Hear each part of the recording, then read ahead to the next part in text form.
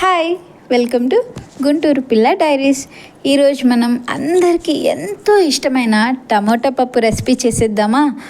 ఇది అందరికీ వచ్చింది, ఆబ్వియస్లీ అందరూ సూపర్గా చేసేస్తారు.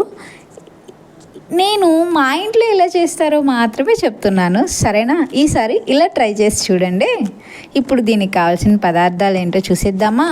దీనికి ఒక 5 టమోటాస్ కావాలి, అలానే ఒక పెద్ద ఉల్లిపాయ, 2 పచ్చిమిర్చి, అలానే 3 రెమ్మల కరివేపాకు, అండ్ తిరగమూత దినుసులు, ఆవాలు, జీలకర్ర, ఎండుమిర్చి, అలానే ఒక చిన్న ఉల్లిపాయ, నిమ్మకాయ సైజ్ అంతా, ఒక చిన్న నిమ్మకాయ సైజ్ అంత చింతపండు, అలానే 200 గ్రామ్స్ ఆఫ్ కందిపప్పు. ఫస్ట్ మనం చింతపండుని కడిగేసేయాలి. చింతపండుని కడిగేసాక తర్వాత దాన్ని రెబ్బలుగా విడుచుకొని అప్పుడు నానబెట్టాలి. ఫస్ట్ దీన్ని కడిగేసిద్దాం. ఆ తర్వాత ఈ చింతపండులో వాటర్ పోసేసి నానబెట్టేసేద్దాం. ఇప్పుడు మనం కందిపప్పును కూడా కడిగేద్దాం.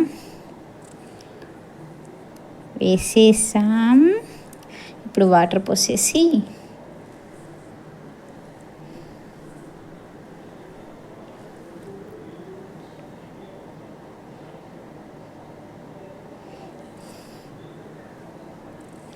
కడిగేసేసుకుందాం.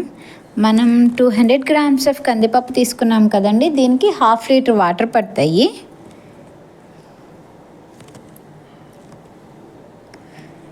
మనం టమాటాస్ అవి రెడీ చేసేలోపు ఈ కందిపప్పు ఈ వాటర్లో కాసేపు అలా నానతాయి. కాసేపు అలా స్నానం చేపిద్దాం కందిపప్పుని. ఇప్పుడు మనం ఈ తొడిమెల వరకే తీసుకుందామండి టమాటాని. ఈ బౌల్లోకి పెట్టేసుకొని వీటిని ఆ కందిపప్పు గిన్నెలోనే పెట్టేసుకొని బాయిల్ చేసేద్దాము.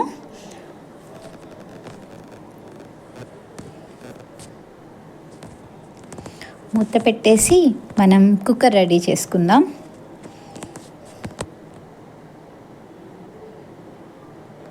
ఈ టమోటాల వల్ల అందులోనే పెట్టేసేయచ్చు, కానీ ఈ పులుపు తగిలి అవి పప్పు ఉడకవేమోనని నాకు భయము, అందుకని ఇలా విడివిడిగా ఉడకపెడతాను. ఇప్పుడు పాన్లో వాటర్ పోసేసి ఈ కందిపప్పు టమోటా పెట్టుకున్న బౌల్ని కూడా పెట్టేసేద్దాము. మనం 7 to 8 విజిల్స్ తీసుకొచ్చుకుంటే సరిపోతుంది, బాగా మెత్తగా ఉడుకుతుంది. స్టవ్ ఆన్ చేసేసి వెయిట్ చేద్దాం. 7 to 8 విజిల్స్ వస్తే చాలు.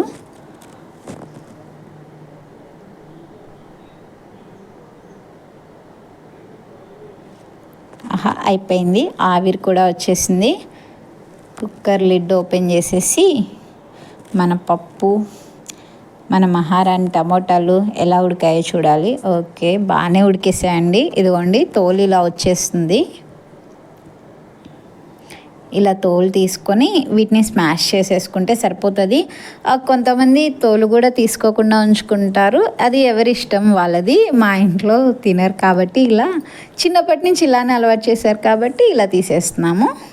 అండ్ చింతపండును కూడా గుజ్జు పిండేసుకుందాం. ఇప్పుడు స్టవ్ పెట్టి పాన్ పెట్టి ఆయిల్ వేసేసి ఆ తర్వాత తిరగమత దినుసులు, ఆవాలు, జీలకర్ర, ఎండుమిర్చి కూడా వేసుకొని వేపేసుకుందాం.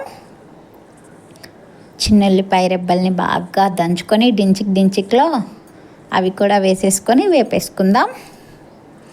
ఇవి కొంచెం మంచి వాసన వస్తుంది కదా, ఆ టైంలో కొంచెం పసుపు వేయాలి.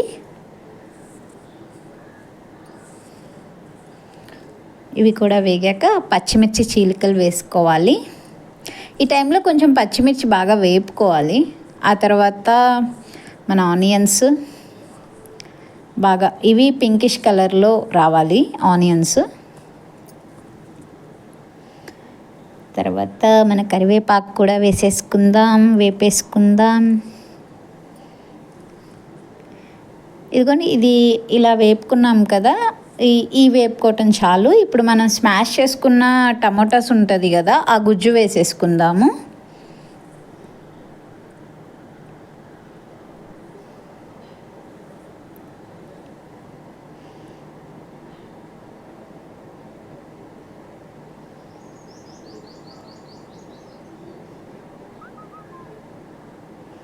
బాగా వేపుకుందామండి. ఈ ఆయిల్లో కూడా టమోటాలు ఫ్రై అయితేనే టేస్ట్ బాగుంటుంది. ఇందులోనే మనం ఇప్పుడే వేసేసుకుందాము సాల్ట్ కానీ కారం కానీ. దీనికి పప్పు కదండి, కొంచెం ఉప్పు కారం ఎక్కువే పడుతుంది. దీనికి 1.5 స్పూన్ సాల్ట్ పడుతుంది. సాల్ట్ బాగా కలుపుకుందాము. కొంచెం ఉడుకు పట్టిద్ది కదా, సాల్ట్ వేసాక ఉడకటం ఫాస్ట్గా అవుతుంది. ఇది కొంచెం ఉడుకు పట్టేశాక కారం వేద్దాము. కారం 2.5 స్పూన్స్ కారం పట్టిద్దండి. కొంచెం కారం దిట్టంగా తినే వాళ్ళైతే 3 కూడా వేసుకోవచ్చు. నేను 2.5 స్పూన్స్ వేస్తున్నాను. బాగా కలిపేసుకుందాం. ఈ టైంలో కారం వేసుకొని ఫ్రై చేసుకుంటే కూర కలర్ కూడా వస్తుందండి బాగా.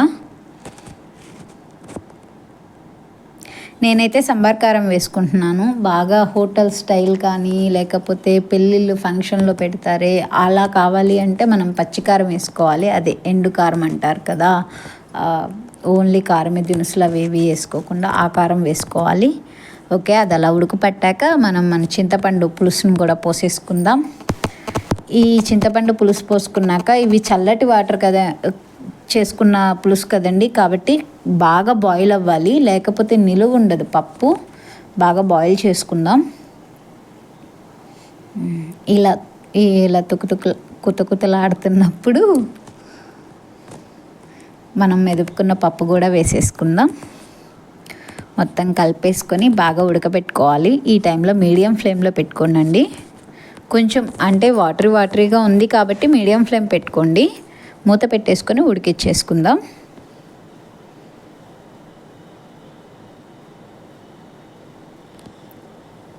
ఇలా వస్తున్నప్పుడు కొంచెం జాగ్రత్తగా కలుపుకోనండి.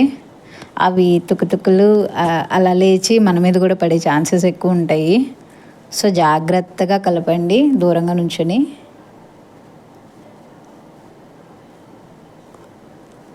ఓకే, ఉడికేసింది మన టమాటా పప్పు. ఇంకొంచెం సేపు ఉడకబెట్టుకుంటే సెట్ అయిపోద్ది.